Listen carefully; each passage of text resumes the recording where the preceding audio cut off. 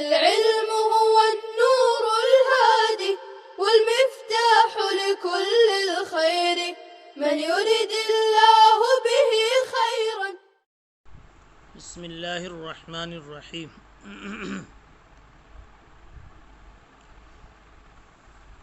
اللہم صلی علی سیدنا و نبینا و مولانا محمد وآلہ و صحبہ اجمعین.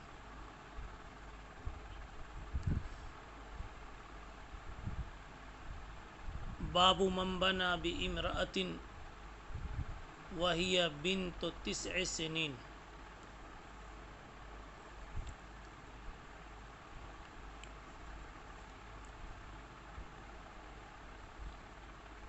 نو برس کی لڑکی سے جمع کرنا کیسا ہے؟ من بنا بامرأۃ وہی بنت 9 سنین. بیان اس شخص کے متعلق جس نے مجامعت کی اس لڑکی سے جو ابھی 9 سال کی عمر کو پہنچی ہے. یہ لفظی ترجمہ ہے.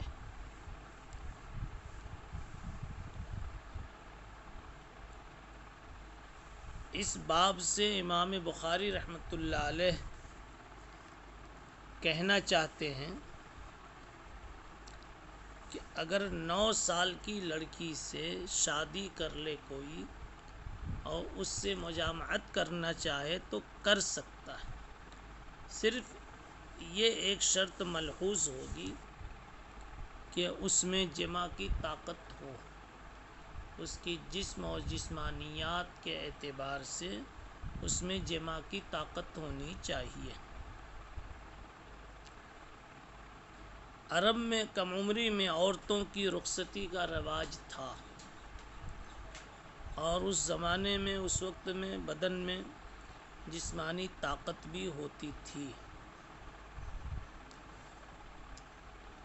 تو اس لیے اس وقت 9 سال کی عمر میں رخصتی اور پھر مجامعت میں کوئی تکلیف نہیں آتی تھی. اس باب کے ذیل میں جو روایت آ رہی ہے وہ حضرت عائشہ رضی اللہ تعالی عنہ کی شادی کا ہی واقعہ ہے. کہ حضرت عروہ کہتے ہیں کہ نبی پاک صلی اللہ علیہ وسلم نے شادی کی حضرت عائشہ سے. وہی ابنۃ 6 سنین. جب شادی کی یعنی نکاح کیا تو اس وقت حضرت عائشہ کی عمر 6 برس کی تھی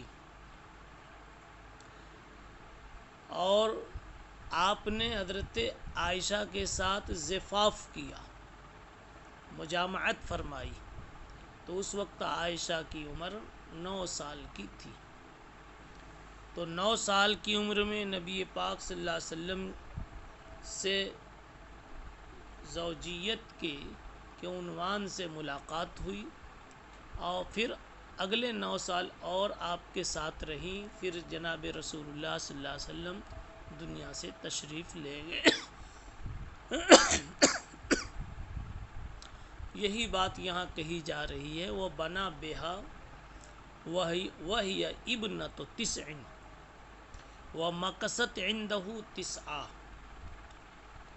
9 سال ساتھ رہی. 9 سال کی عمر میں ساتھ ہوا زوجیت کے عنوان سے اور 9 سال اور آپ کے پاس آپ کے ساتھ رہی.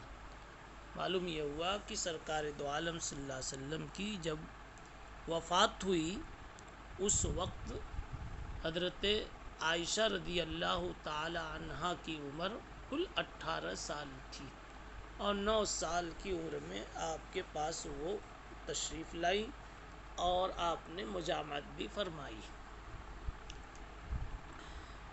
9 سال کی عمر میں حضرت عائشہ کا بدن جسم اس قابل ہو گیا تھا کہ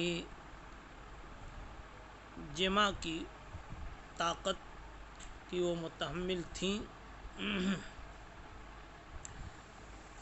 ان کی والدہ، ابو داؤد وغیرہ کی روایت میں ہے کہ ان کی والدہ انہیں مکھن اور کھجور کھلایا کرتی تھی تاکہ وہ صحت مند ہو جائے۔ بلکہ امام بخاری رحمۃ اللہ علیہ نے، امام ابو داؤد رحمۃ اللہ علیہ نے تو ایک عنوان ہی قائم کیا ہے، باب فی السمنہ، لڑکی کو موٹا تازہ کرنے کے لیے اہتمام بھی کرنا چاہیے، والدین کو اس کی فکر کرنی چاہیے تاکہ بچی جہاں جاوے شوہر کو ہر اعتبار سے پسند آ جائے، اس کے خلق اور خلق دونوں پر والدین کو چاہیے کہ بہترین نگاہ رکھیں تاکہ دونوں ہر دو اعتبار سے، جسم و جسمانیات کے اعتبار سے، اخلاق و اخلاقیات کے اعتبار سے شوہر کی نگاہ میں وہ محبوب و مقبول ہو جاوے، اور پھر اس رشتے کو دوام و بقا ہو اور دونوں کے درمیان راحت کا سامان ہو۔ باب البنا فی السفر، اس عنوان کا حاصل ہے کہ اگر سفر میں دلہن سے ملاقات کی نوبت آ جائے تو اس کی بھی شریعت میں اجازت ہے۔ سفر ہی میں نکاح ہوا یا نکاح آگے پیچھے ہوا یعنی پہلے کیا، لیکن جو زفاف کی نوبت آئی تو سفر ہی میں آ رہی ہے، تو اگر سفر میں اس قسم کی نوبت آ جائے تو کوئی حرج کی بات نہیں ہے۔ حضرت صفیہ بنت حیی ام المومنین حضرت صفیہ رضی اللہ تعالی عنہ کا واقعہ بطور استشہاد کے پیش فرما رہے ہیں۔ بہ قال حدثنا محمد ابن سلام قال اخبرنا اسماعیل بن جعفر عن حمید عن انس قال اقام النبی صلی اللہ علیہ وسلم بین خیبر والمدینة ثلاثا یبنى علیہ بصفیۃ بنت حیی فدعوت المسلمین الى ولیمته فما كان فيها من خبز ولا لحم امر بالانطاء فالقي فيها من التمر والعقط والسمن فكانت وليمته فقال المسلمون احدى امهات المؤمنين او مما ملكت يمينه فقالوا ان حجبها فهي من امهات المؤمنين وان لم يحجبها فهي مما ملكت يمينه فلما ارتحل وطأ لها خلفه ومد الحجاب بينها وبين الناس۔ پہلے روایت کا ترجمہ آپ غور سے سنیں، اس کے بعد امام بخاری رحمۃ اللہ علیہ کا استشہاد بھی دیکھ لیں۔ ادھر جو ابواب پیش کیے جا رہے ہیں ان میں احادیث کی ترجمۃ الباب سے، تراجم منعقدہ سے مناسبت ظاہر ہے، دقیق کوئی مناسبت نہیں ہے۔ فرماتے حضرت انس بن مالک رضی اللہ تعالی عنہ کہ نبی پاک صلی اللہ علیہ وسلم خیبر سے واپسی میں، خیبر اور مدینہ کے درمیان 3 روز تک آپ نے قیام فرمایا، بین خیبر والمدینہ ثلاثا، 3 روز قیام فرمایا، اور اسی دوران صفیہ سے خلوت کی نوبت آئی۔ یبنى علیہ بصفیۃ بنت حیی، حضرت صفیہ جن کا ابھی نکاح ہوا تھا تو ان سے خلوت کی نوبت اسی سفر میں اسی جگہ پر پیش آئی۔ ولیمے کے لیے میں نے جا کر لوگوں کو مدعو کیا، حضرت انس کہتے ہیں میں لوگوں کو ولیمے پر بلا کے لایا۔ فما كان فيها من خبز ولا لحم امر بالانطاء، ولیمہ کیسے بنا؟ میں نے جا کر لوگوں کو مدعو کیا، ولیمے میں روٹی اور گوشت تو تھا نہیں، آپ کے حکم سے دسترخوان بچھایا گیا، ان پر کھجور، گھی، پنیر یعنی جو کچھ بھی تھا ساتھیوں کے پاس وہ لا کے رکھا گیا، یہی ولیمہ تھا۔ فما كان فيها من خبز ولا لحم، وہاں نہ روٹی تھی نہ گوشت تھا. امر بالانطاع، دسترخوان چمڑے کا بچھایا گیا. فالقی فیہا من التمر، اس میں سوکھی کھجور، والعقط والسمن، پنیر اور گھی اس پہ لا کے رکھ دیا گیا. یہی ولیمہ تھا. اب مسلمانوں میں ایک بات ہونے لگی کہ صفیہ مسلمانوں کی ماؤں میں سے ہیں، یعنی ام المومنین ہیں، آپ نے نکاح کیا ہے، یا اس غزوے میں جو عورتیں قید ہوئی ہیں ان میں سے کسی ایک کو، یعنی صفیہ کو آپ نے اپنی بادی بنا کے رکھا.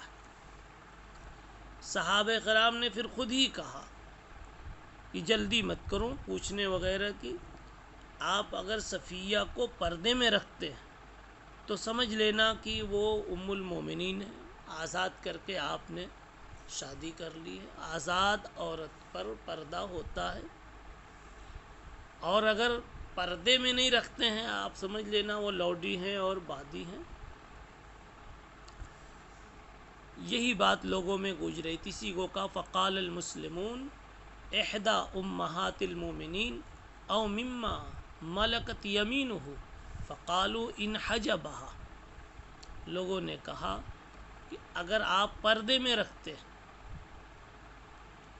فہی من امہات المومنین، تو یقیناً یہ امہات المومنین میں ہیں، یعنی آپ کے نکاح میں ہیں.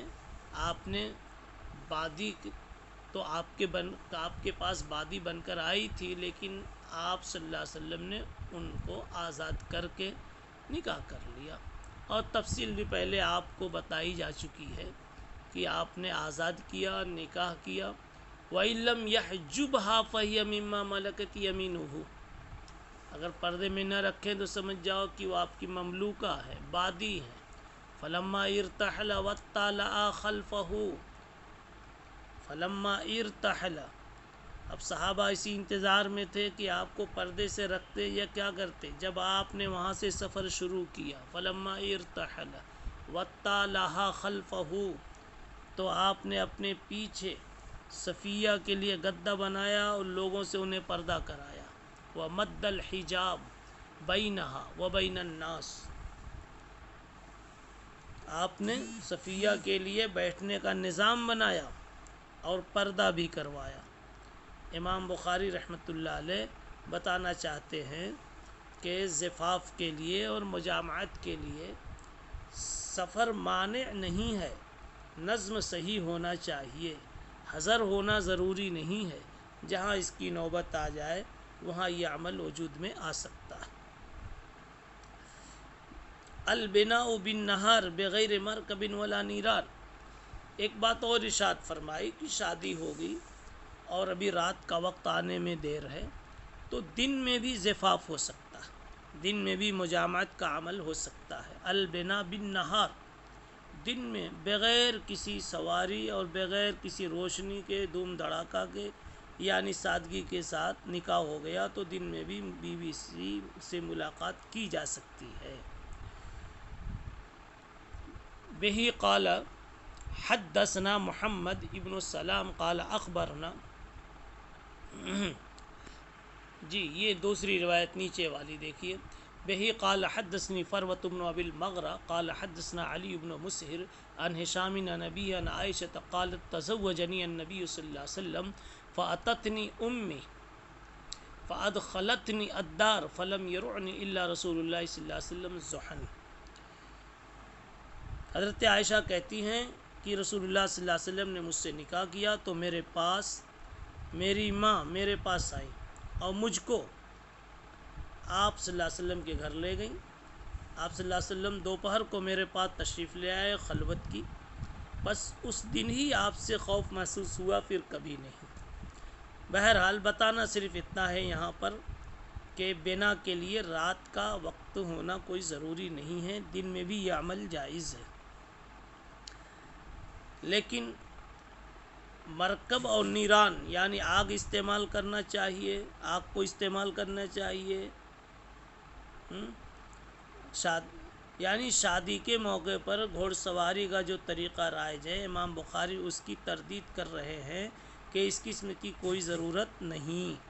تو آگ ہو اور سواری ہو، اس قسم کے شور شار کی کوئی ضرورت نہیں. سبحان اللہ بحمدہ سبحان اللہ. السلام عليكم. لا تنسوا الإعجاب بالفيديو والاشتراك في القناة تشجيعا لنا لنستمر بنشر المزيد إن شاء الله.